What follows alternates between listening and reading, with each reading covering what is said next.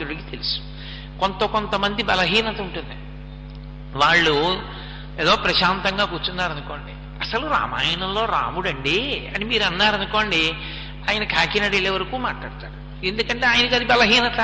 ఆయనకి రామాయణం అన్నారనుకోండి, ఆయన మాట్లాడకుండా ఉండలేడు. అలా జనకుణ్ణి శివధనస్సు అన్నారనుకోండి, శివధనస్సు వెనక బోలెడంత కథ చెప్తాడు విశ్వామిత్రుడు. అందుకని ఏది ఆ ధనస్సు చూపించన్నాడు. వెంటనే విశ్వామిత్రుడు లేచి, ఆ జనక మహారాజు గారు లేచి అన్నాడు, అయ్యో తప్పకుండా చూపిస్తాను, కానీ ఆ ధనస్సు వెనక ఒక కథ ఉంది, అది చెప్పాలన్నాడు. అదే కదా విశ్వామిత్రుడికి కావాలి. తను బయటపడకూడదు, జనకుడి నోటి వెంట రావాలి ఆ మాటలు.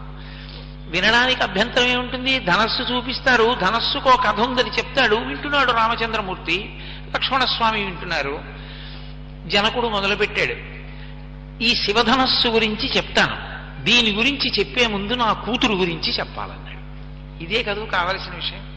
అందుకని ఆయన అన్నాడు, అధమే కృషత క్షేత్రం లాంగలాదుద్ధితామయ క్షేత్రం శోధయత లబ్ధ్వా నామ్నా సీతేతి విశ్రుత అన్నాడు.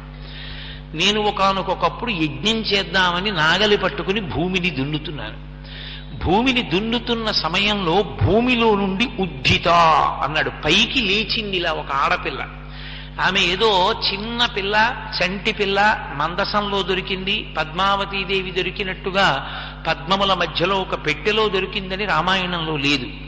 ఆమె ఉద్ధిత, పైకి లేచింది భూమిలోంచి, నాగటి చాలు తగిలి పైకి లేచింది. లేచి ఆమె నిలబడింది. జనక మహారాజు గారు ఎత్తుకున్నాడు ఆ పిల్లని. పూర్వం అష్టవర్షేత్ భవేత్ కన్యా కదా, ఆ పిల్లని ఎత్తుకున్నాడు. ఎత్తుకుని నిలబడ్డాడు.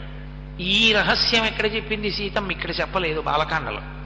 సీతా కళ్యాణ ఘట్టంలో దీన్ని చెప్పలేదు మహర్షి. అయోధ్యకాండలో అత్రి అనసూయుల యొక్క ఆశ్రమాన్ని దర్శనం చేసినప్పుడు అనసూయమ్మ నీ కళ్యాణ ఘట్టం గురించి చెప్పుకుంటూ ఉంటారు ప్రజలు, నేను రాలేదు ఆ కళ్యాణానికి, ఏది ఆ కళ్యాణం గురించి చెప్పు అని అడిగినప్పుడు ఈ రహస్యాన్ని చెప్పింది. అవునమ్మా, నేను భూమిలో నుండి పుట్టాను, పుట్టడం కాదు పైకి లేచాను, భూమిలో నుండి పైకి లేచి నిలబడినప్పుడు మా తండ్రి నన్ను ఎత్తుకున్నాడు. ఎత్తుకున్న జనక మహారాజు గారికి అనుమానం వచ్చింది, ఈ పిల్ల భూమి నుండి లేచింది, నేను భూమిని దున్నుతుంటే ఇప్పుడు ఈ పిల్లని నేను ఎత్తుకున్నాను, ఈ పిల్ల నాకేమవుతుంది అని అనుమానం వచ్చింది. దొరికిన పిల్ల కూతురా, ఏమవుతుంది ఈ పిల్ల? ఈమె మనుష్యకాంత కాదు. మనుష్యకాంత అయితే ఒక లక్షణం ఉంటుంది, చాలా ప్రహృష్టమైన మనసు పొందినటువంటి పురుషుని యొక్క తేజస్సు తన భార్య